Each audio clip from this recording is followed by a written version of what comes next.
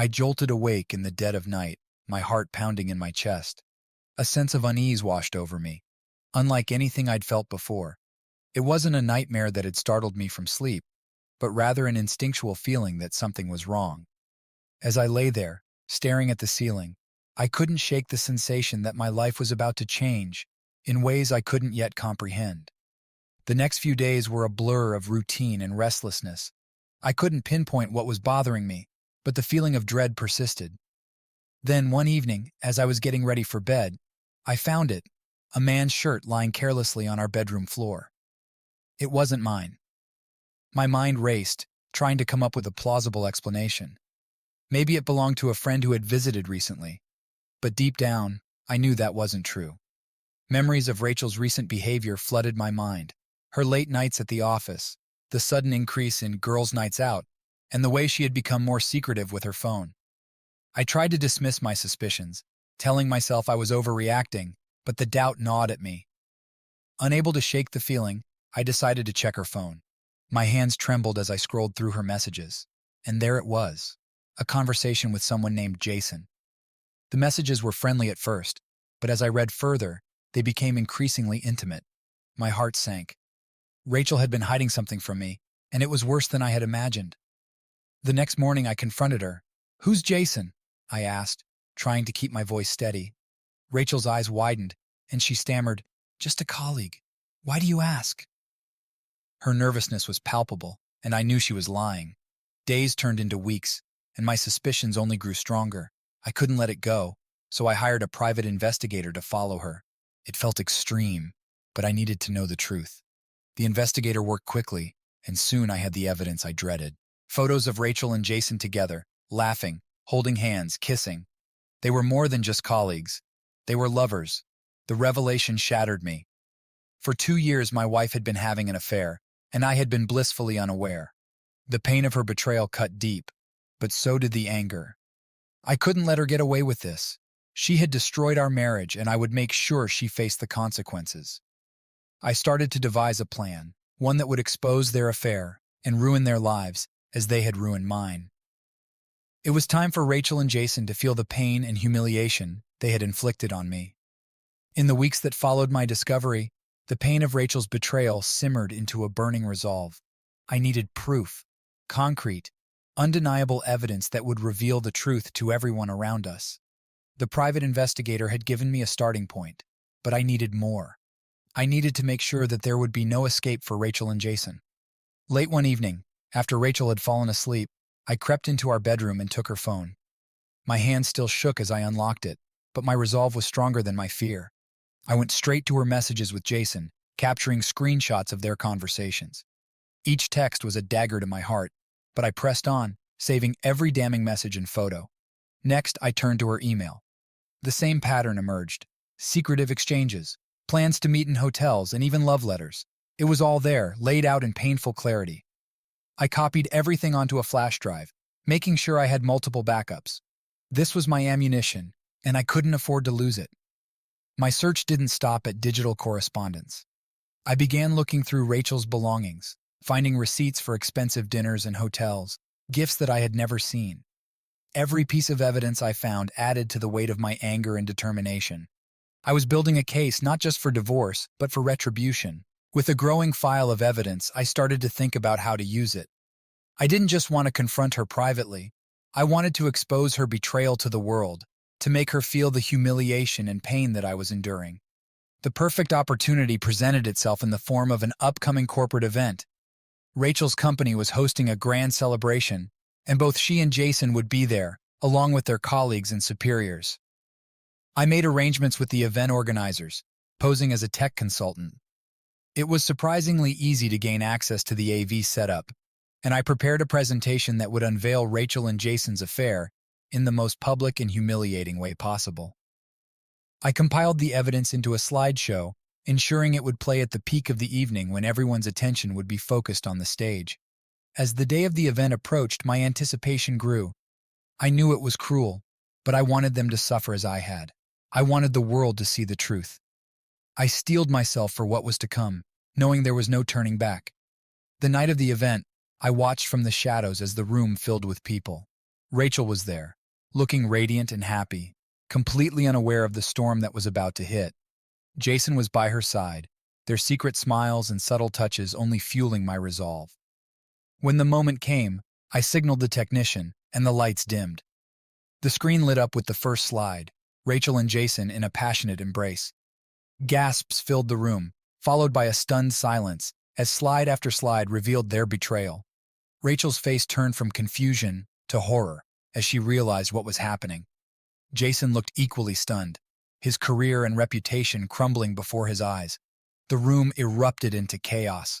Colleagues whispered and pointed, and Rachel's boss demanded an explanation. I watched it all unfold, a mix of satisfaction and sorrow churning within me. This was only the beginning of their downfall. As Rachel and Jason's world came crashing down, I slipped out of the room, knowing that my next steps would be equally decisive. The evidence was out, the damage done. Now it was time to confront Rachel directly and take the final steps toward ending our marriage.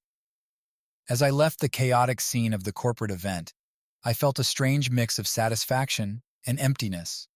I had exposed Rachel and Jason, but the reality of my actions was starting to sink in. There was no turning back now. It was time to face Rachel and confront her directly. When I arrived home, Rachel was already there, sitting on the edge of our bed, her face pale and tear-streaked. She looked up as I entered, her eyes wide with a mix of fear and disbelief. "How could you?" she whispered, her voice trembling. "Why would you do this to me?" I felt a surge of anger at her audacity. "Why would I do this to you? Rachel, you did this to us. For 2 years, you've been lying to me, cheating on me with Jason. How could you think I wouldn't find out?" She buried her face in her hands, sobbing. "I never wanted to hurt you. It just happened. I don't know how to explain it." "Save your explanations," I snapped. "I've seen enough.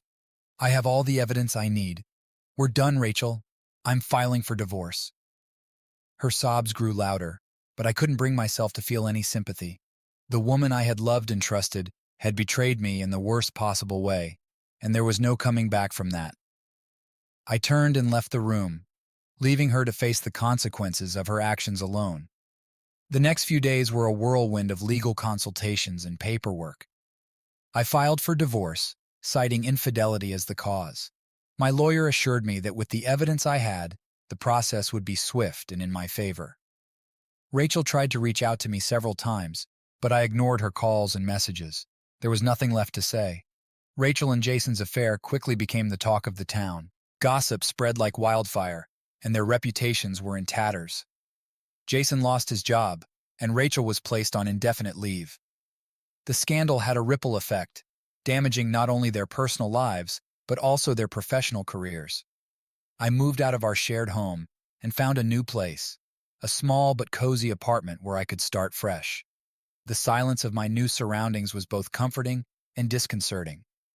For the first time in years, I was alone, with nothing but my thoughts to keep me company. One evening, a week after the corporate event, I received a call from Jason. Surprised, I hesitated before answering. "What do you want?" I asked coldly. "I need to talk to you," he said, his voice strained. "Can we meet?" I considered his request.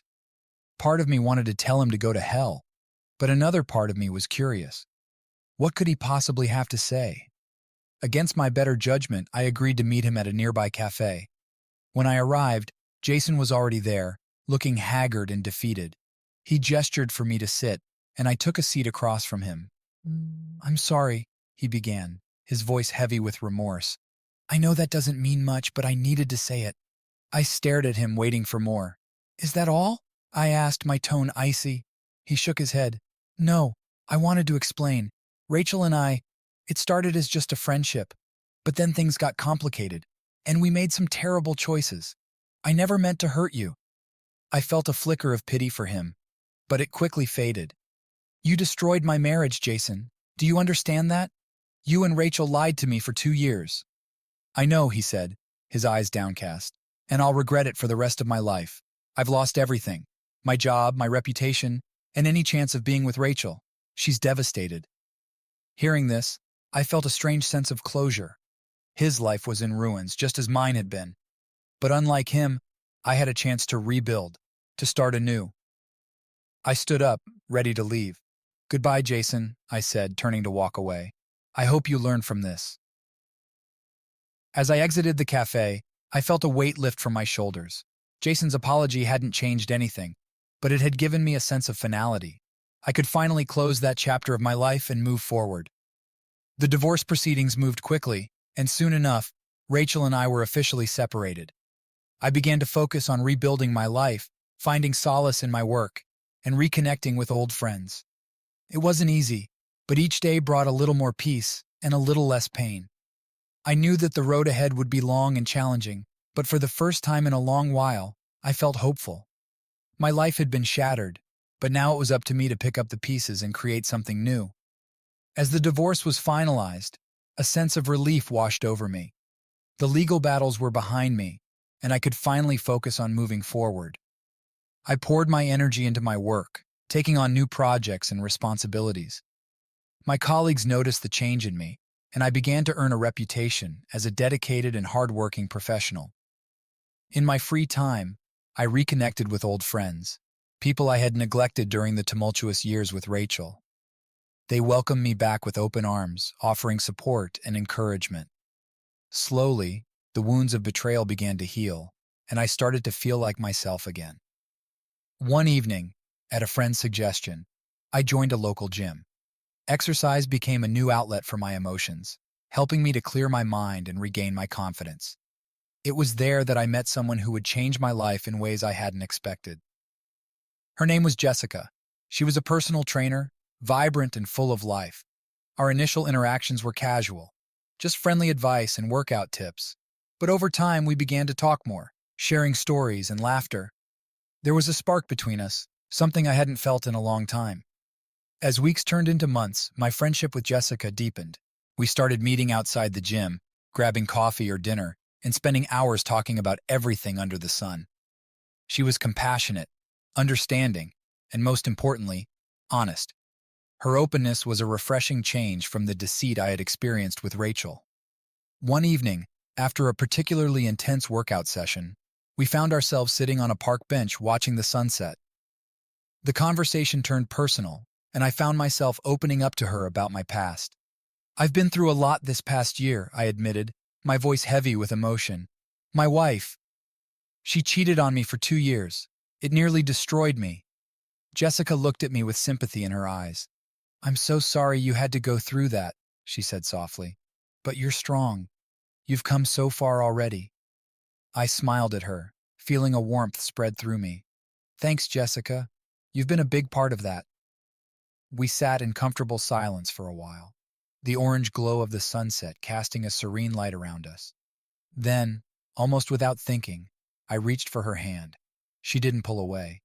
Instead, she intertwined her fingers with mine, giving my hand a gentle squeeze. That simple gesture marked the beginning of something new. Our relationship blossomed from friendship into romance, each day bringing us closer together. Jessica was everything I had been missing: supportive, loving, and honest. She made me believe in love again. Just as my life seemed to be getting back on track, the past came knocking. One evening, while Jessica and I were having dinner at my apartment, my phone buzzed with a text message. It was from Rachel. "I need to talk to you, please." My heart skipped a beat, and Jessica noticed the change in my demeanor. "Is everything okay?" she asked, concern etched on her face. "It's Rachel," I said, showing her the message. "She wants to talk." Jessica's eyes narrowed. What could she possibly want now? "I don't know," I admitted, "but I guess I should find out." With Jessica's support, I decided to meet Rachel. We agreed to meet at a quiet cafe, a neutral place where we could talk without distractions. When I arrived, Rachel was already there, looking more composed than I had expected. "Thank you for meeting me," she said, her voice tentative. "What do you want, Rachel?" I asked, keeping my tone as neutral as possible. She took a deep breath. "I wanted to apologize, truly apologize. I know I hurt you in ways I can't even begin to understand, and I'm so sorry." Her words took me by surprise. This wasn't the defensive, evasive Rachel I had known. This was a woman who seemed genuinely remorseful. "I've been through a lot of therapy," she continued. "I've had to face what I've done and how it affected you. I don't expect forgiveness, but I needed to say it." I looked at her, searching her eyes for any sign of deceit, but all I saw was sincerity. I appreciate that, I said slowly. It's taken me a long time to get past what happened. I'm not sure I can forgive you, but I can move on. Rachel nodded, tears welling in her eyes. That's all I wanted, for you to move on and find happiness. We talked for a little while longer, and as I left the cafe, I felt a sense of closure. The chapter with Rachel was finally coming to an end, and I could fully embrace the new life I was building with Jessica. With the past firmly behind me, I focused on the present and the future. Jessica and I grew closer with each passing day. Our relationship was built on trust and mutual respect, something I had sorely missed in my marriage with Rachel. One weekend, Jessica and I decided to take a trip to the countryside. We rented a cozy cabin by a lake, surrounded by nature. It was a welcome escape from the hustle and bustle of city life. We spent our days hiking, swimming, and simply enjoying each other's company. One evening, as we sat by the fire, I felt a deep sense of contentment. I never thought I'd find happiness again, I confessed to Jessica. But you've shown me that it's possible. She smiled, her eyes sparkling in the firelight. I'm glad we found each other. You've brought so much joy into my life, too. We sat in comfortable silence for a while, the crackling of the fire and the chirping of crickets creating a serene soundtrack. Then, almost without thinking, I said, Jessica, I love you. Her eyes widened in surprise, and then a radiant smile spread across her face. I love you too, she replied, leaning in to kiss me. From that moment on, our relationship deepened even further. We started talking about our future together, dreaming about the life we wanted to build. We discussed everything from career goals to the possibility of starting a family. It was exhilarating and comforting at the same time. Back in the city, we began looking for a place to live together. We found a beautiful apartment in a vibrant neighborhood, a place where we could start fresh and create new memories. Moving in together felt like a significant step, and it solidified our commitment to each other. As we settled into our new home, I realized how far I had come. The pain and betrayal of the past were fading into distant memories, replaced by the love and hope I had found with Jessica. My life was finally on a positive trajectory, and I was excited to see where it would lead. With Jessica by my side, I felt ready to face whatever challenges the future might bring. Together, we were building something beautiful, and I was grateful for every moment of it. Life with Jessica was wonderful, but it wasn't without its challenges. As we grew closer, we began to encounter the inevitable hurdles that come with merging two lives. One of the biggest challenges was our differing career aspirations. Jessica had always dreamed of opening her fitness studio, while I was climbing the corporate ladder, aiming for a promotion that would require more of my time and energy. One evening, after a long day at work, I came home to find Jessica poring over business plans and potential locations for her studio. She looked up at me, her face alight with excitement. I think I found the perfect place, she said, showing me the details. I smiled, genuinely happy for her. That's amazing, Jess. I'm so proud of you. But as the days went by, the reality of our differing paths began to set in. Jessica's new venture required a significant financial investment and a lot of her time, just as my job was becoming more demanding. We found ourselves with less and less time for each other, and the stress began to take its toll. One night, after yet another late work meeting, I came home to find Jessica waiting for me. Her expression was a mix of frustration and sadness. We need to talk, she said. I knew what was coming. We sat down and she took a deep breath. I feel like we're drifting apart. You're always at work, and I'm so focused on the studio. We're hardly spending any time together. I sighed, running a hand through my hair. I know, it's been tough, but this promotion is important to me, Jess. It could set us up for the future. And the studio is important to me, she replied. It's my dream, and I'm finally making it happen. We sat in silence for a moment, both grappling with the weight of our ambitions. Finally, I reached out and took her hand. We'll figure it out, I said. We just need to find a balance. Finding balance proved to be harder than we anticipated. Our schedules continued to clash, and the tension between us grew. We both knew something had to change if we wanted to keep our relationship strong. One weekend, we decided to take a break from our hectic lives and go on a mini vacation. We rented a cabin in the mountains, hoping that the tranquility of nature would help us reconnect. The fresh air and beautiful scenery provided a much-needed respite from our daily stresses. During one of our hikes, we found a secluded spot with a breathtaking view.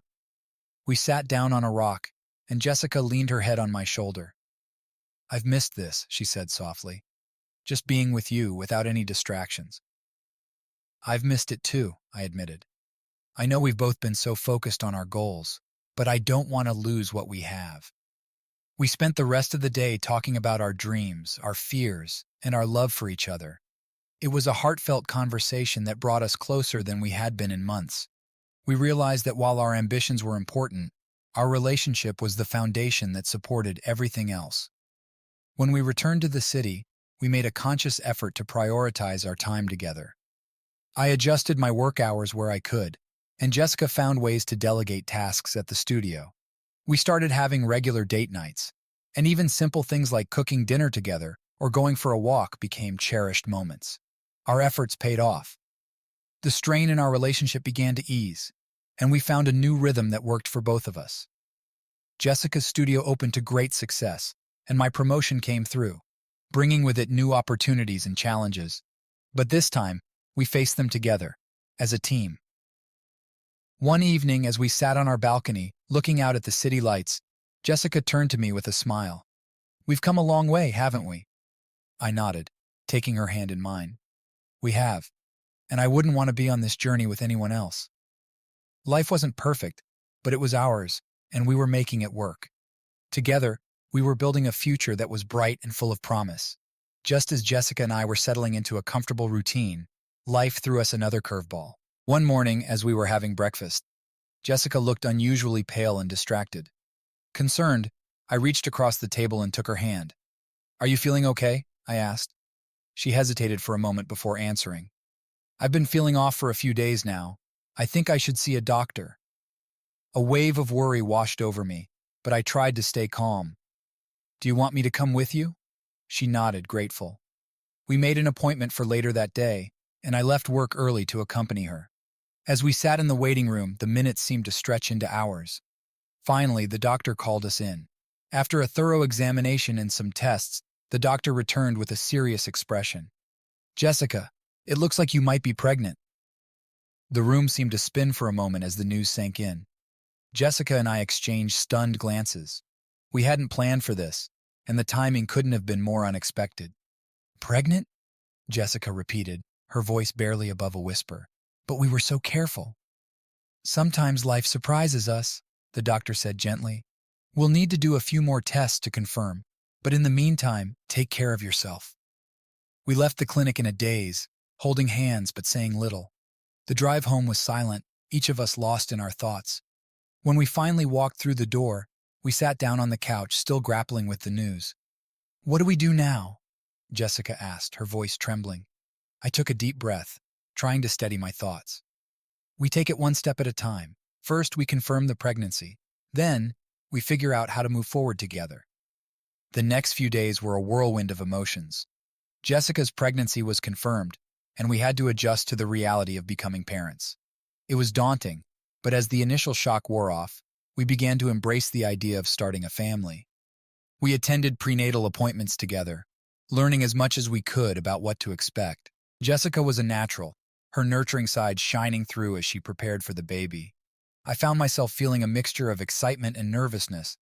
I wanted to be a good father, to provide the love and stability that my child would need. As Jessica's belly grew, so did our anticipation. We transformed the spare room into a nursery, painting the walls a soft, soothing color and filling it with baby furniture and decorations. It was a labor of love, and each brushstroke and carefully placed item brought us closer together. One evening, as we sat in the nursery admiring our handiwork, Jessica placed my hand on her stomach. "Feel that?"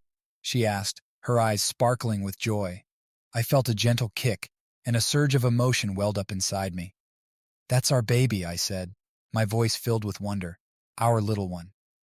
We shared a quiet, intimate moment, both of us feeling the profound connection to the new life growing inside her. It was a reminder of how far we had come and the strength of our bond. As Jessica's due date approached, we talked about our hopes and dreams for our child. We wanted to provide a loving, supportive environment, free from the pain and betrayal we had both experienced in the past. We made a promise to each other to always communicate, to be honest and open, and to prioritize our family above all else. When the day finally arrived and Jessica went into labor, I was by her side every step of the way. The hours were long and intense, but she was incredible, her strength and determination shining through. And when our baby girl was born, I was overwhelmed with a sense of love and pride, unlike anything I had ever known. Holding our daughter for the first time, I looked into her tiny, perfect face and knew that everything we had gone through had led us to this moment. Jessica and I were embarking on a new journey, one that would be filled with challenges and joys, but we were ready to face it together. As we brought our baby home and settled into our new roles as parents, I felt a deep sense of gratitude. Life had taken unexpected turns, but it had also brought me the greatest gifts, a loving partner and a beautiful daughter. Our future was bright, and I was excited to see where it would take us. Parenthood brought a new sense of purpose and joy to our lives, but it also brought new challenges. Sleepless nights, diaper changes, and the constant care of a newborn tested our patience and resilience. Despite the exhaustion, Jessica and I found strength in each other, navigating this new chapter together. However, as our daughter Lily grew, old wounds began to resurface. One day, while sorting through some old boxes in the attic, I stumbled upon a forgotten photo album. It was from the early days of my marriage with Rachel, filled with pictures of happier times that now felt like a lifetime ago. The memories stirred a mix of emotions, nostalgia, regret, and a lingering bitterness. I had worked hard to move past Rachel's betrayal, but seeing those photos brought back the pain I thought I had buried. Jessica noticed my distraction and gently asked, "What's on your mind?" I hesitated, not wanting to burden her with my past. But honesty had become the cornerstone of our relationship, and I knew I couldn't hide my feelings. I found some old photos of Rachel and me, I admitted. It just brought back some memories I'd rather forget. Jessica squeezed my hand, her eyes full of understanding. "It's okay to feel that way. You went through a lot. But remember, we're building a new life together. Don't let the past overshadow what we have now." Her words were a balm to my troubled mind. I realized that while the past had shaped me, it didn't have to define my future. With Jessica's support, I decided to confront these old demons once and for all. I packed up the photo album and other remnants of my life with Rachel and put them away in the attic. It was time to let go. As we settled into our roles as parents, Jessica's fitness studio continued to thrive. Her business required more of her time and attention, and I supported her every step of the way. However, the demands of our respective careers sometimes left us feeling disconnected, and we had to work hard to maintain the balance we had fought so hard to achieve. One evening, Jessica came home looking unusually worried. "Can we talk?" she asked, her voice tense. "Of course," I replied, concerned. "What's going on?" She took a deep breath. "There's a new investor interested in expanding the studio, but he wants me to travel to a few cities to discuss potential locations. It's a great opportunity, but it means I'll be away for a few weeks." The thought of being apart for so long was daunting, especially with a young baby at home. But I knew how important this opportunity was for her. "We'll make it work," I said, trying to sound more confident than I felt. "You've worked so hard for this. I'll manage things here with Lily." Jessica looked relieved but still uncertain. "I don't want you to feel like I'm abandoning you." "You're not," I reassured her. "We're a team. We can handle this." As Jessica's departure date approached, we made arrangements for Lily's care and set up regular video calls to stay connected. The first few days without her were challenging, but I quickly adapted to the new routine. Taking care of Lily alone was exhausting, but it also deepened my bond with her. During one of our video calls, I noticed that Jessica seemed more relaxed and confident. "How's it going over there?" I asked. "It's going well," she said with a smile. "The investor is impressed with our plans, and I think we're close to finalizing the deal. I miss you both so much, though." "We miss you too," I said, holding Lily up to the camera so she could see her mom. "But we're managing. Just focus on doing what you need to do, and we'll be here waiting for you." As the weeks passed, I found a new rhythm with Lily, and our video calls became a lifeline, keeping Jessica and me connected despite the distance. I realized that this separation was a test of our trust and commitment to each other.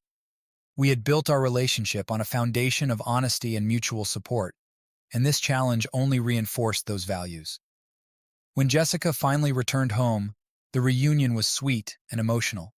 We embraced, holding each other tightly, and I knew that our bond had grown even stronger through this experience. "You did it," I said, proud of her accomplishments. "We did it." "We did," she agreed, tears of happiness in her eyes. "Thank you for believing in us." Together, we faced the challenges of our new life, confident in our love and trust for each other. Our journey was far from over, but we knew that whatever came our way, we would face it together as a family. With Jessica back home, our family life returned to its new normal. However, we soon realized that the time apart had created a distance between us that needed to be bridged.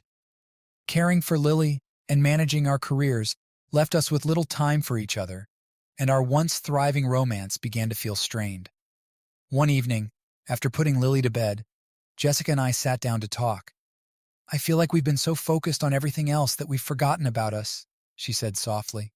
I nodded, understanding exactly what she meant. "We've been through a lot. Maybe we need to take some time just for us." We decided to rekindle our relationship by dedicating one night a week to date night. It wasn't easy to find the time, but we knew it was important. We hired a trusted babysitter and planned our first evening out in months. On our first date night, we went to our favorite restaurant. It felt strange to be out without Lily, but as the evening progressed, we found ourselves laughing and talking like we used to.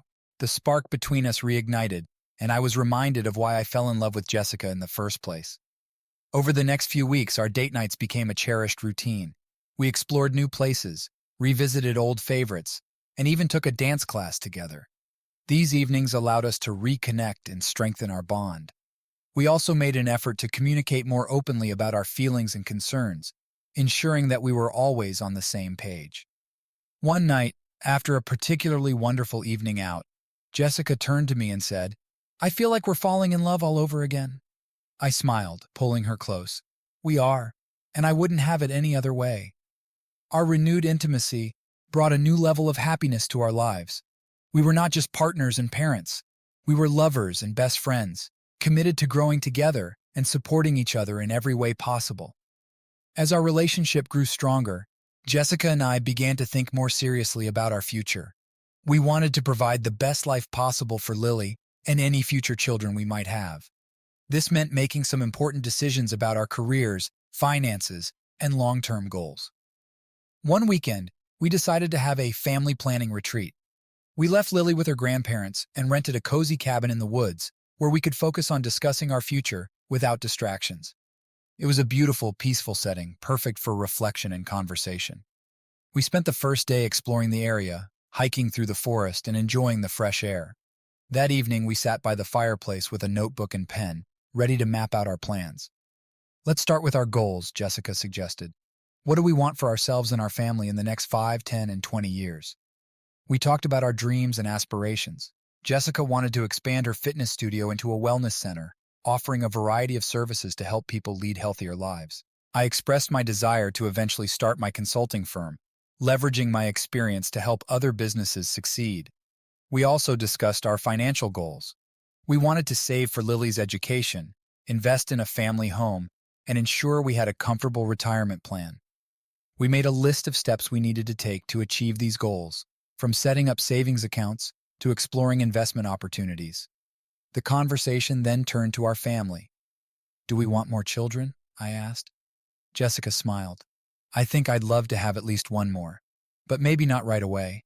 Let's enjoy Lily for a bit longer and see how things go." We agreed to revisit the topic in a couple of years, giving ourselves time to adjust and grow as parents. For now, we were content with our little family and excited about the future. By the end of the weekend, we had a clear plan and a renewed sense of purpose. We knew that life would continue to throw challenges our way, but we felt prepared to face them together. Our retreat had not only given us a roadmap for the future, but also reaffirmed our commitment to each other and our family. As we drove back home, I glanced at Jessica and smiled. "We've got this," I said, feeling more confident than ever. She reached over and squeezed my hand. Yes, we do, and whatever happens, we'll face it together. Our journey was far from over, but with each step we took, we grew stronger and more united. The future was bright, and we were ready to embrace it with open hearts and open minds. Years passed, and our lives continued to evolve in ways we had planned and in ways we hadn't anticipated. Jessica's Wellness Center thrived, becoming a beloved community hub. My consulting firm took off, allowing me to work flexible hours and spend more time with my family. We moved into a beautiful house in a family-friendly neighborhood, a place where Lily could grow up with a sense of stability and love. Our little family expanded when we welcomed our second child, a boy named Ethan. The joy and chaos of raising two children brought us even closer together. We navigated sleepless nights, school projects, and countless milestones, always as a team. One summer evening, as we sat on our back porch watching Lily and Ethan play in the yard, Jessica turned to me with a thoughtful expression. "Do you remember that weekend retreat we had all those years ago?" she asked. I smiled, nodding. Of course, that was the beginning of so many wonderful things. It feels like we've accomplished so much of what we set out to do, she continued. But I think it's time to dream a little more. Curious, I asked, what do you have in mind? Jessica's eyes sparkled with excitement. I've been thinking about starting a nonprofit organization, something that combines our passions. We could offer fitness and wellness programs to underprivileged communities, and you could provide business consulting to help local entrepreneurs. The idea filled me with inspiration. I love it. It's a way to give back and create something meaningful together. We spent the next few months planning and setting up the nonprofit, channeling our skills and resources into making a positive impact. The experience brought a new sense of fulfillment and purpose to our lives, and it was incredibly rewarding to see the difference we were making in people's lives. As the years went by, our children grew and thrived. Lily became a confident and compassionate young woman, and Ethan's curiosity and creativity knew no bounds. Watching them develop into their unique individuals was one of our greatest joys. One evening, as we celebrated our 20th wedding anniversary with a small gathering of family and friends, I took a moment to reflect on our journey. Standing beside Jessica, surrounded by the people we loved, I felt an overwhelming sense of gratitude. Raising my glass, I made a toast. To love, resilience, and the beautiful journey we've shared. Here's to many more years of happiness and adventure. Our friends and family cheered, and Jessica leaned in to kiss me. We've come a long way, she whispered. Yes, we have, I replied, feeling the weight of our shared history and the promise of the future. As the evening drew to a close, I looked around at the faces of our loved ones, the life we had built together, and the boundless possibilities ahead. Our journey had been filled with trials and triumphs, but through it all, we had found strength in each other. Our story was far from over. With each new day, we embraced the challenges and joys that came our way, knowing that together, we could face anything. The future was bright, and I was excited to see where it would lead us next.